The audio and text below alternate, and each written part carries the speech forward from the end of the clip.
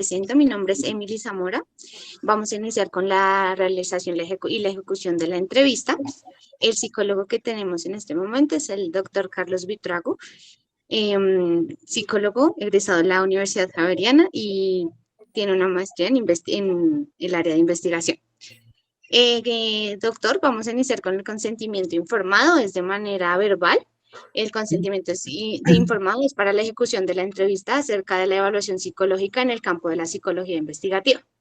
A continuación, se realizará una entrevista de no más de 5 de no menos de 5 y más de 10 minutos, en donde se le indagará acerca de cómo se realiza el proceso de evaluación psicológica en el área de investigación de la carrera de psicología. Se le harán preguntas orientadas a las herramientas, los pasos, el contexto, entre otros. La aplicación será llevada a cabo por... La que estaba leyendo. Ok. Y no estaría totalmente de acuerdo. Ok, listo. Entonces, no haciendo más, ya que nos diste la autorización, podemos proceder con la ejecución de la entrevista. Sí, correcto. Adelante. Carlos, mucho gusto, Angie. Bueno, voy a iniciar a hacerte la primera pregunta de investigación en cuanto al campo de evaluación psicológica. ¿Listo? ¿Cuál es el rol del psicólogo en este campo investigativo? Y listo, pues depende mucho del proyecto, según en el que estés vinculado, porque, por ejemplo, yo me he desempeñado mucho en proyectos interdisciplinares. Entonces, actualmente trabajo más que todo con medicina, y en estos casos los psicólogos pueden aportar desde la parte inicial, diseñando el proyecto. También si tiene un enfoque experimental, los psicólogos somos bastante buenos con esa parte, pero también ya como en la ejecución del día a día. Bueno, y por ejemplo, proponiendo algunas pruebas estandarizadas, pruebas psicométricas, experimentos que ya se hayan hecho, haciendo las réplicas también, por ejemplo, en programas que puedan servir para diseñar experimentos. En el análisis de los datos también un psicólogo puede intervenir, e incluso en la recolección de los datos según los pacientes y las valoraciones que tengas que hacer. Entonces, casi que en cualquier instancia puedes participar, mucho depende como cuál es el tipo de proyecto y qué es lo que esté buscando. Como dando continuidad, quisiéramos saber cómo evalúan el comportamiento desde tu campo. Bueno, listo.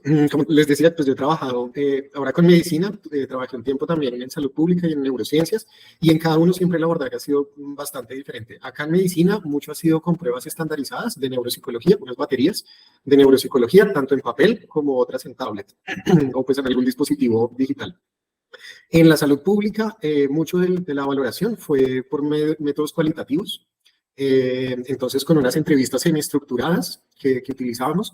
Esto era con migrantes, era un poco ver el estado de salud mental de migrantes, y se hacía con un protocolo de entrevista que habíamos diseñado y se los aplicamos. Y en neurociencias muchas veces es con paradigmas experimentales. Entonces tú ya tienes una serie de pruebas que generalmente se validan, digamos, algún autor las publica en inglés, tú haces la réplica, pues la traduces al español y todo, y la ejecutas. Y tienes unas medidas conductuales ahí, pero también puedes tomar algunas medidas fisiológicas de los participantes y luego cruzas la información. Pero sí, han sido como los métodos así, o sea, he utilizado un poco de todo, fisiológicos, conductuales. Bueno, también hacer como historias clínicas, también se hace un poco como la historia de la enfermedad, también me ha tocado levantar un poco esa información. Ok, ahora nos gustaría saber pues, cuáles son los principales propósitos o objetivos de la evaluación psicológica en este campo. Bueno, la valoración siempre es psicología, y yo creo que mucho por lo que también ha sido trabajos interdisciplinares, es un poco también tener la noción desde la psicología o desde lo que es la salud mental.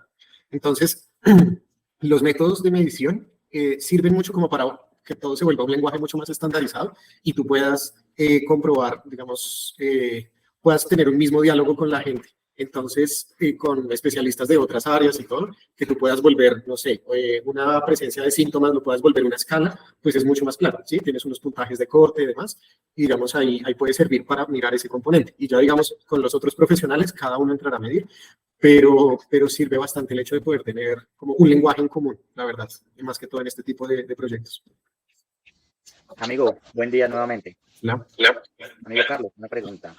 ¿Cuáles son los límites, no la pregunta, ¿cuáles son las estrategias de evaluación más comunes o más usadas en este campo de investigación? Ok, dependerá mucho como de lo que quieras buscar, pero se utilizan tanto métodos cualitativos como métodos cuantitativos generalmente. Lo que te digo va a depender mucho como en el campo en el que estés. De lo que yo he estado, muchos son pruebas psicológicas, o sea, cuestionarios también de tipo test, más o menos. También se utilizan pruebas neuropsicológicas, pues por el campo en el que yo he estado.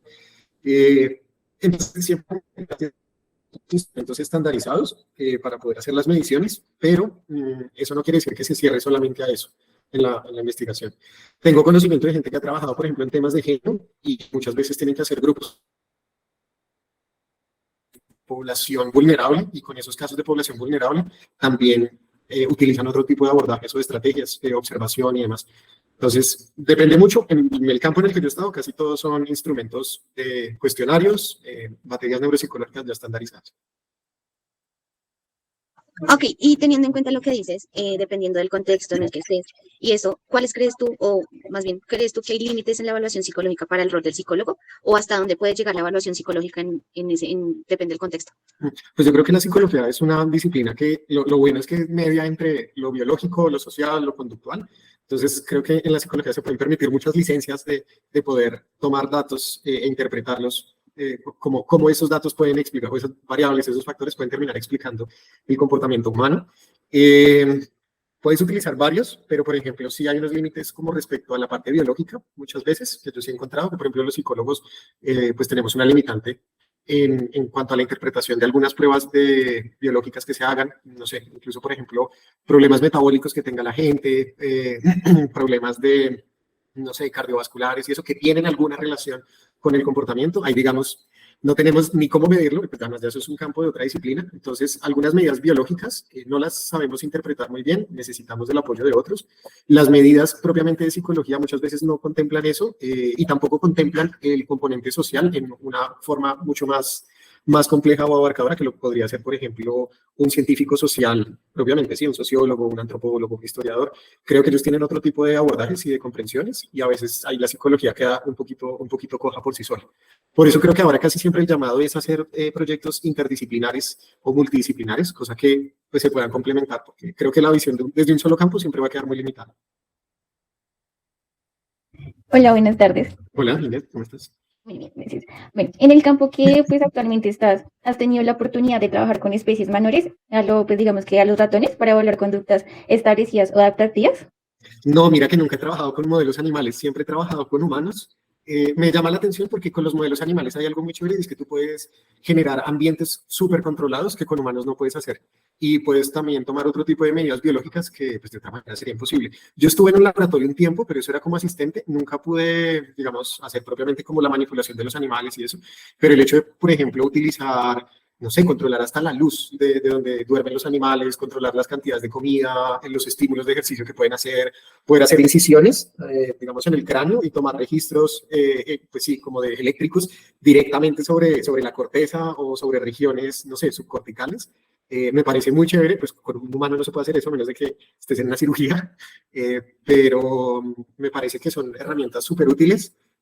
Hay una dificultad ahí, que eso sí es un poco una parte de la crisis de la replicabilidad que existe ahora en ciencia, y es que estos modelos animales se utilizan para que tú puedas hacer extrapolaciones luego a los humanos, ¿sí? Entonces ensayas fármacos, ensayas diferentes sustancias con los animales, y la idea es que luego eso se esperaría que pudiera funcionar en un humano, porque código genético bastante similar, es un mamífero, estructuras cerebrales muy similares, pero ¿qué es lo que pasa? Que esa ciencia translacional, así se llama, difícilmente siempre funciona. O sea, hay un margen de error bastante grande. Entonces, por ejemplo, cuando tú ensayas fármacos, que en eso también he tenido algún tipo de acercamiento, generalmente tú haces ensayos primero en ratas, luego en monos o en algún otro primate y luego sí en humanos. Y entre ratón y primate, ya ahí se caen muchos tipos de intervenciones farmacológicas o así. Entonces, me parece un campo chévere, no lo conozco, más allá de la teoría y eso, y algunos conocidos, creo que tiene unas limitantes grandes para hacer esos pasos, porque al final de cuentas, si tú como psicólogo ves el comportamiento de una rata, pues al final es un poco esperando a que eso luego se traduzca en comprender al humano. Entonces, interesante, pero no sé qué tan útil a lo largo plazo. Bueno, Carlos, con base en lo que nos has contado hasta el momento, una pregunta muy específica y es, ¿cuál ha sido el reto que más le ha costado en el campo y por qué? ¿Cuál ha sido? Aprender otras técnicas, aprender otras, o sea, como adquirir otros conocimientos que en la carrera no me enseñaron. Entonces, mi formación de psicólogo fue una formación muy clásica de psicólogo. He trabajado en otras universidades, o luego pude trabajar y hacer unas pasantías en otras universidades que tenían unas visiones diferentes, pero mi formación de base es muy clásica. Entonces, aprender, por ejemplo, a programar, a hacer cierto tipo de análisis estadísticos, hacer, no sé, evaluaciones donde además tienes que tener en cuenta, no sé, el componente genético, el estado de funcionalidad de un paciente, el conocer dinámicas sociales que explican un poco por qué se dan procesos migratorios, por ejemplo.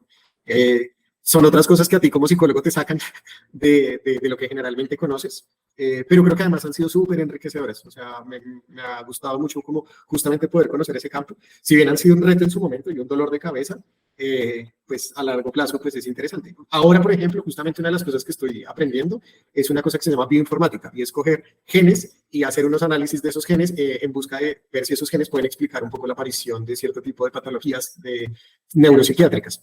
Y hacer análisis estadístico, comprender de genética, pues no es una cosa que en la carrera al menos a mí me hayan enseñado. Entonces fue como, ok, hay que aprender de esto, pues lo aprendemos. Difícil, pero interesante.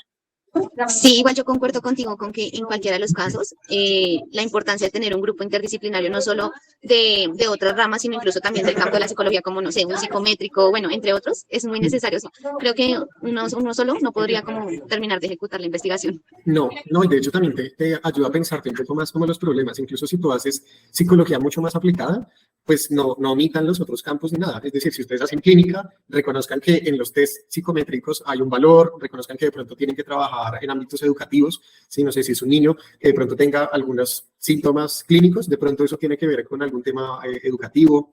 No sé, por ejemplo, también en el ámbito clínico, seguramente en algún punto uno tiene que tocar aspectos legales o judiciales. Entonces, los de jurídica pueden tener conocimientos en eso.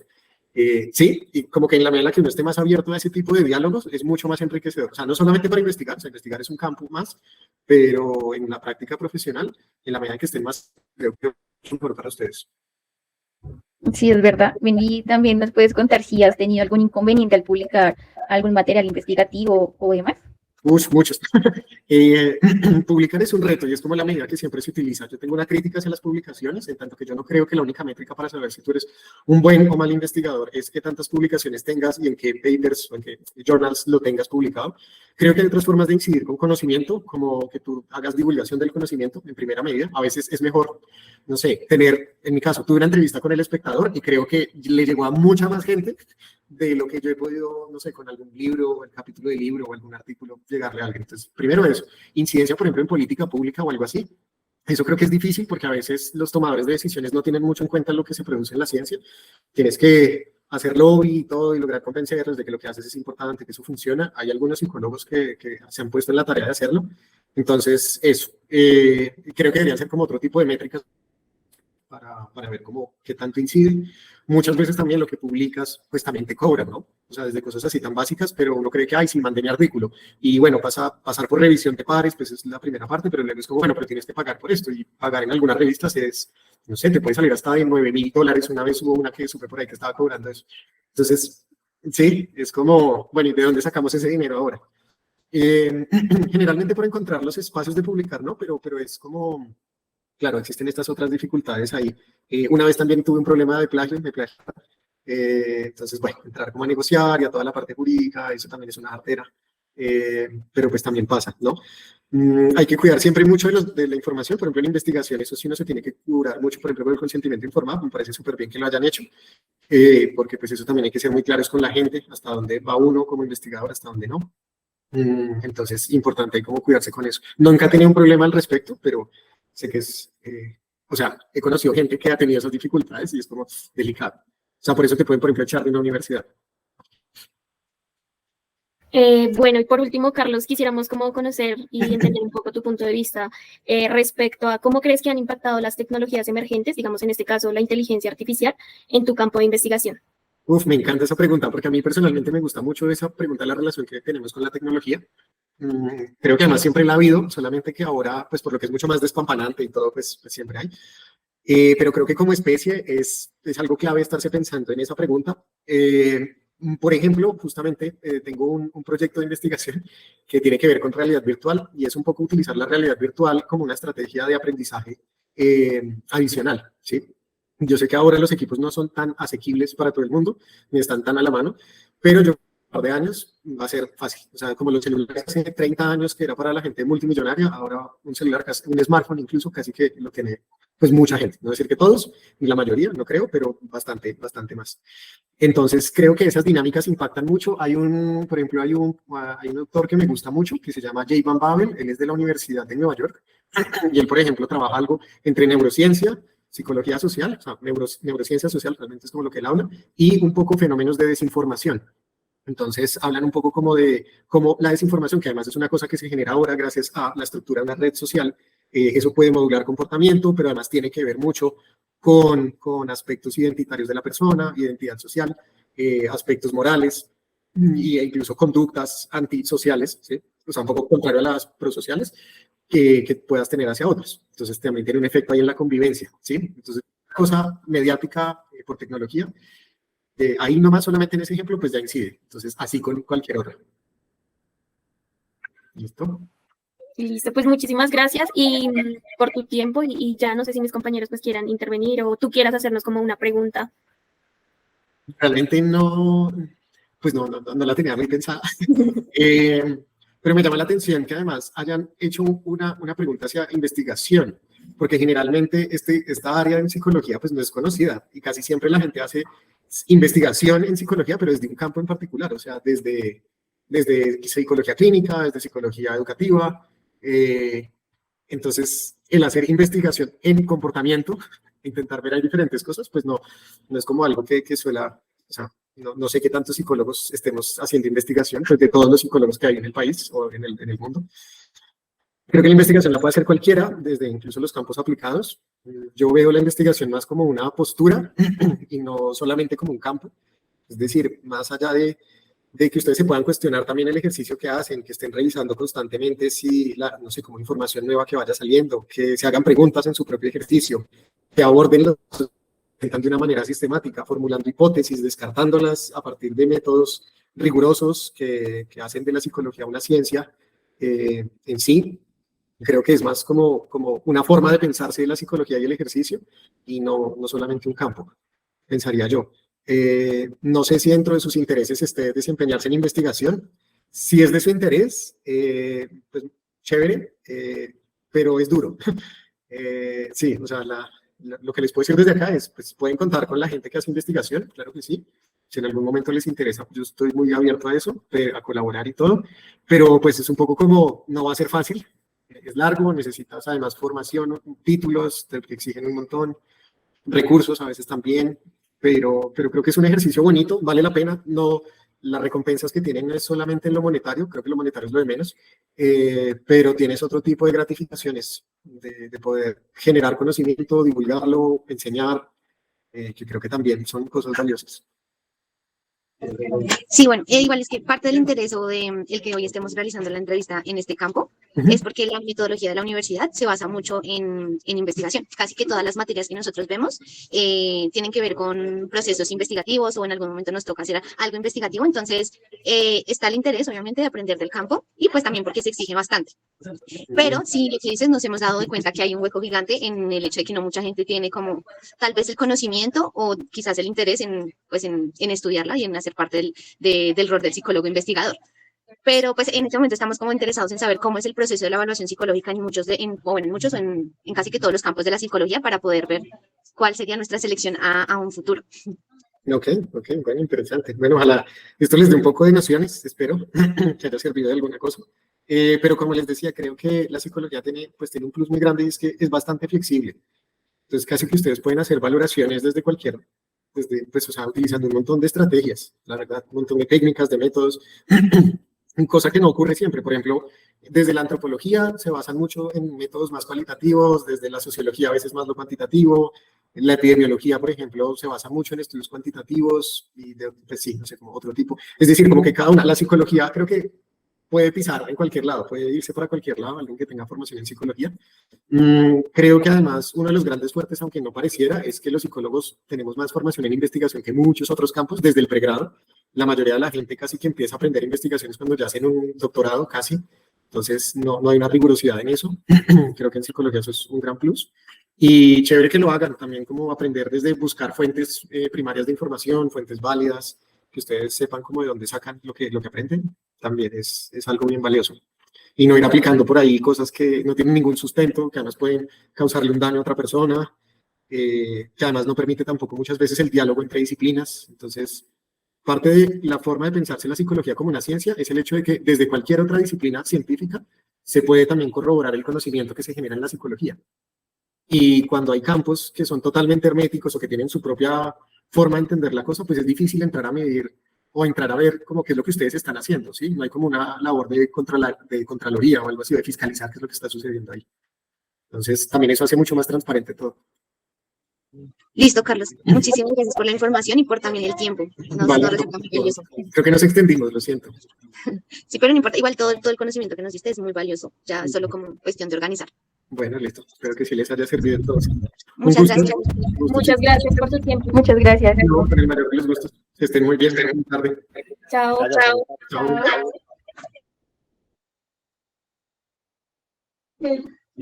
Ya puedes dejar de